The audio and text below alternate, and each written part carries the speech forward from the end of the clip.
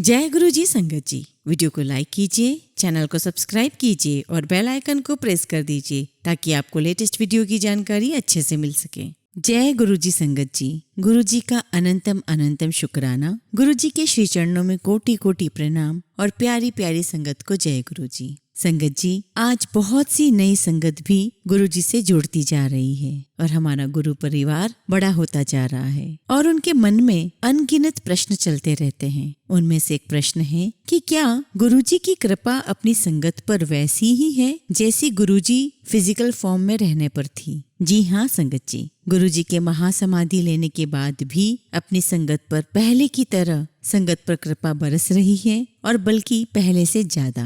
आप बस पूरी श्रद्धा और पूर्ण समर्पण भाव रखिए, मन से सारी शंकाएं निकाल दीजिए। आज के सत्संग में भी आप जानेंगे कि गुरु जी के महासमाधि लेने के बाद भी गुरु जी अपनी संगत पर निरंतर कल्याण करते आ रहे हैं। संगत को नित्य नए अनुभव मिल रहे हैं। संगत जी, सत्संग अंत तक सुनिए और बहुत ध्यान से सुनिए और गुरु जी की ब्लेसिंग्स लीजिए। आज का सत्संग हम नितेश अंकल का सुनेंगे, तो चलिए संगत जी सत्संग शुरू करते हैं। सितंबर 2008 में मुझे कंपनी की तरफ से प्रस्ताव मिला कि मैं अपने वर्तमान आवास रेसिडेंस को, जो कि मालवीय नगर दिल्ली में था, उसे कंपनी लीज पर मिलने वाले घर में बदल दूं। मुझे पहला विकल्प द्वारका का दिया गया। हम एक बहुत ही अच्छी जगह देखने गए और हमने वहां पर रहने का मन बना लिया। लीज दस्तावेज पर हस्ताक्षर हो गए और हमारा 1 अक्टूबर 2008 तक द्वारका जाना निश्चित हो गया। अब मेरे डिपार्टमेंट के जो हेड हैं, उन्हें कंपनी की तरफ से लीज के दस्तावेज पर हस्ताक्षर करने थे और मेरे लिए घर लेना था।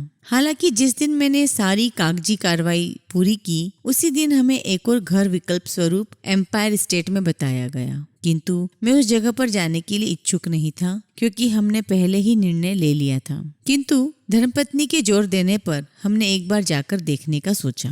मालवीय नगर से एम्पायर स्टेट तक पूरे रास्ते बहुत तेज बारिश हो रही थी और मैं लगातार इस बात पर बहस कर रहा था कि हम अपनी कोशिश और वक्त दोनों व्यर्थ कर रहे हैं। किंतु जैसे ही हमने एम्पायर स्टेट में स्थित घर देखा, तुरंत उसके लिए स्वीकृति दे दी। यह एक बहुत ही सुविधाजनक स्थान था और द्वारका से हर महीने में बेहतर था। मैंने मौजूदा अनुबंध को रद्द कर दिया। हम अब तक उस कॉलोनी में गुरुजी की उपस्थिति से अनजान थे। उस घर में 3 अक्टूबर 2008 को रविवार के दिन हम ट्रांसफर हुए और घर को संभालने में और बेहद थकान होने की वजह से शाम को एक बार भी घर के बाहर घूमने तक नहीं निकले। उसके बाद मैंने अपना नॉमिनेशन भारतीय विदेश व्यापार संस्थान Indian institute of foreign trade में MBA के लिए करा लिया। मेरी क्लासेस सोमवार से शनिवार शाम 6:30 से 10 बजे तक होती थी। एक दिन गुरुवार शाम को क्लास से लौटते समय मैंने एक बहुत विशाल जनसमूह को अपने पास वाले घर के बाहर देखा।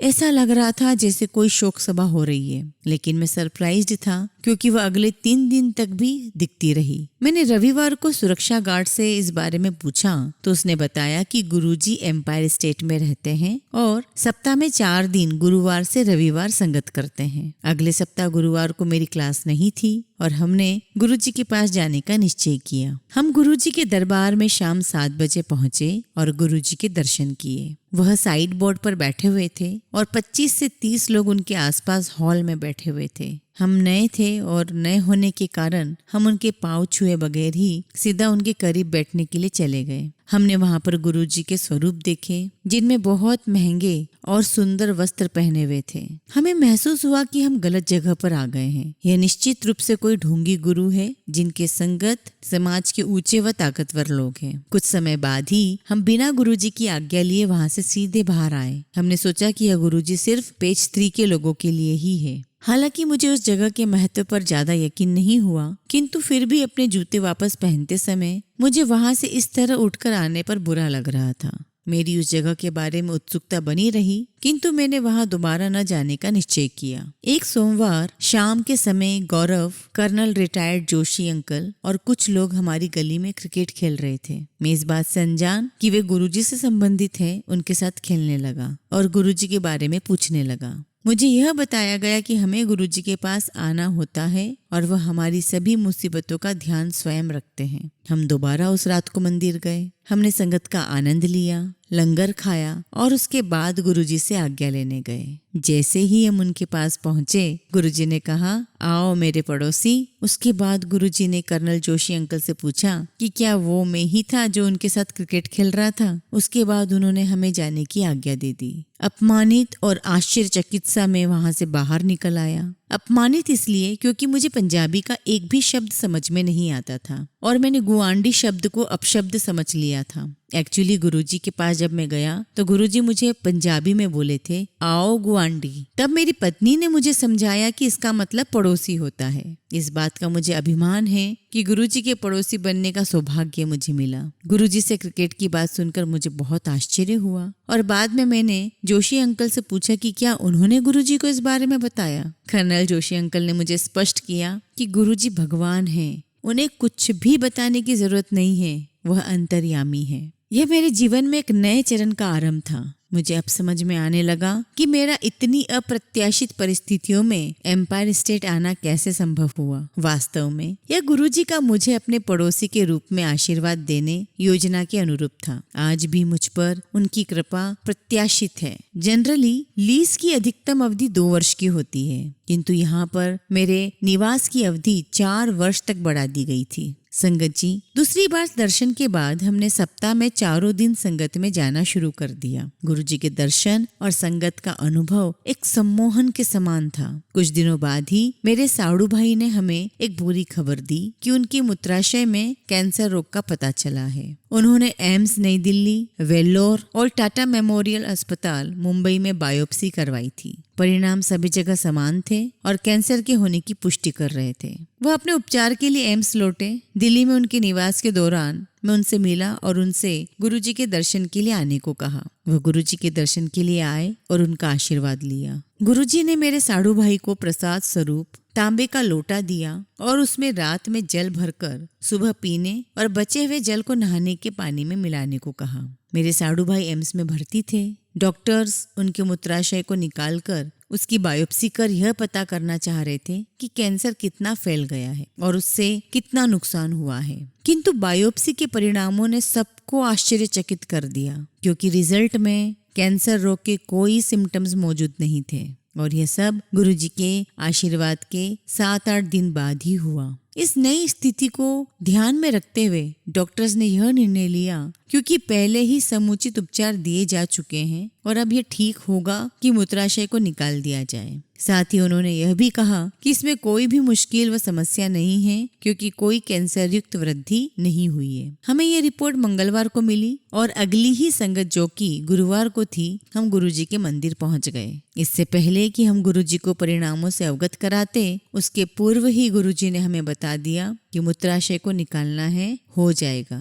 साथ ही यह कहा, अब सब कुछ ठीक है। उन बदली हुई रिपोर्ट के साथ मेरे साड़ू भाई टाटा मेमोरियल अस्पताल, जो कि मुंबई में है, दोबारा सजेशन लेने के लिए पहुंच गए। परिणाम वही था, मानो डॉक्टरी परामर्श भी गुरुजी के आदेश अनुसार चल रहे थे। वहां उनका ऑपरेशन हुआ और उनके खराब मूत्राशय को एक कृत्रिम मूत्राशय में बदल दिया गया। मेरे साड़ू भाई, जो कि अपनी बीमारी के सबसे खराब वक्त में थे, उन्हें लिक्विड कम पीने के लिए कहा गया, क्योंकि उनका मूत्राशय उसे नियंत्रित नहीं कर पा रहा था। आज वह पूर्णतः स्वस्थ और तंदुरुस्त जीवन व्यतीत कर रहे हैं और यह सब गुरुजी के आशीर्वाद के बिना असंभव था। मई 2005 में महिंद्रा रेनॉल्ट के प्रोजेक्ट में मुझे नासिक पद स्थापित कर दिया गया। मेरा ट्रांसफर नासिक कर दिया गया। मैं गुरुजी के पास गया और ये सोच रहा था कि जब उन्होंने मुझे अपना पड़ोसी चुना है तो मुझे दूर क्यों भेजा जा रहा है। मैं भी इस ट्रांसफर से संतुष्ट नहीं था, क्योंकि मेरी पत्नी दिल्ली में जॉब करती थी और बच्चे भी यहीं पर थे।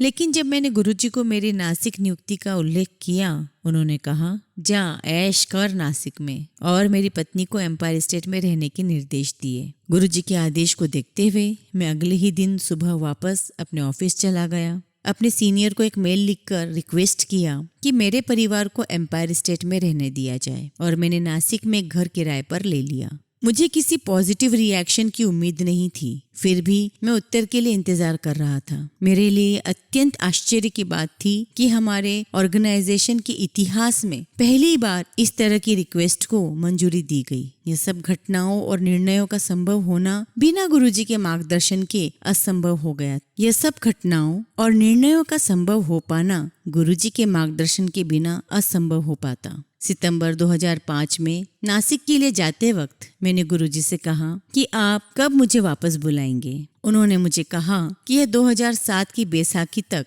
बैसाखी 13 अप्रैल को है। उनके यह शब्द एक आदेश थे। मार्च 2007 में मुझे नासिक में अपने काम को बंद करने के लिए कहा गया था और अगले महीने के पहले सप्ताह में मुझे वापस भेज दिया गया। इससे मैं गुरुजी की शरण में बड़े मंदिर में बैसाखी समारोह का आनंद ले पाया। नासिक जाते वक्त मैं थोड़ा सा आशंकित था कि मेरी पत्नी और बच्चों को मेरी अनुपस्थिति में किन परिस्थितियों का सामना करना पड़ेगा, लेकिन यहाँ फिर से गुरुजी की कृपा ने मुझे आश्वस्त कर दिया कि वहाँ उन्हें कोई समस्या नहीं हुई और उनका समय अच्छी तरह से व्यतीत होता रहा। संगत जी, गुरुजी की कृपा उनकी महासमाधि के बाद भी स्वतंत्र रूप से प्रवाहित हो रही है। इस तथ्य का प्रमाण दिन प्रतिदिन के अनुभव हैं, जो कि अपने भक्तों के जीवन की हर छोटी सी बात पर गुरुजी के नियंत्रण का संकेत देते हैं। इसका उदाहरण मेरे मामा हैं। मेरे मामा जी बोकारो स्टील इंडस्ट्री में इंजीनियर के पद पर कार्यरत थे।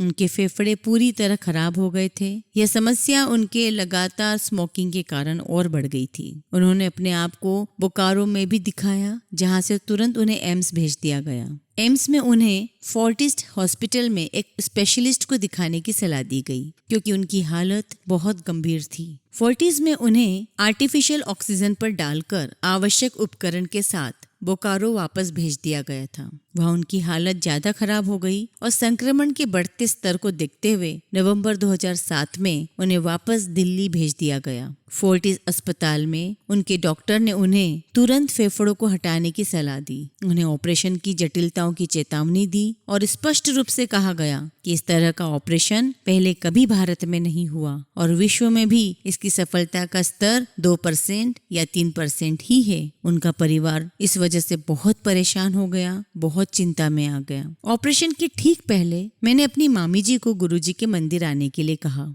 मैंने उनसे कहा कि केवल गुरुजी ही मामा जी की रक्षा कर सकते हैं। हम छोटे मंदिर में गए और गुरुजी की गद्दी के सामने बैठकर उनकी दया और कृपा की प्रार्थना करने लगे। मंदिर आते समय मेरी मामी जी की आंखों में आंसू थे और वह मेरे मामा जी की जीवन वृद्धि कराने के लिए हमसे आग्रह करने लगी। मैंने उन्हें विश्वास दिलाया कि वह सही जगह पर पहुंच गई है और उनके पति को अब कोई तकलीफ नहीं होगी। साथ ही मैं गुरुजी से भी प्रार्थना कर रहा था कि वह मेरे मामा जी को भी आशीर्वाद दे और मेरे विश्वास को बनाए रखें। मामा जी का ऑपरेशन सफल रहा। उनके डैमेज्ड फेफड़ों को निकाल दिया गया था और अन्य फेफड़ों का संक्रमण भी हट चुका था। उन्हें आईसीयू में भेज दिया गया और जल्दी ही एक वार्ड में स्थानांतरित कर दिया गया। उनकी प्रोग्रेस असाधारण थी और डॉक्टर को उम्मीद थी कि वह जनवरी 2008 तक घर वापस आ जाएंगे। गुरुजी के आशीर्वाद ने हमारे जीवन और उसके प्रति हमारे दृष्टिकोण को पूरी तरह बदल दिया।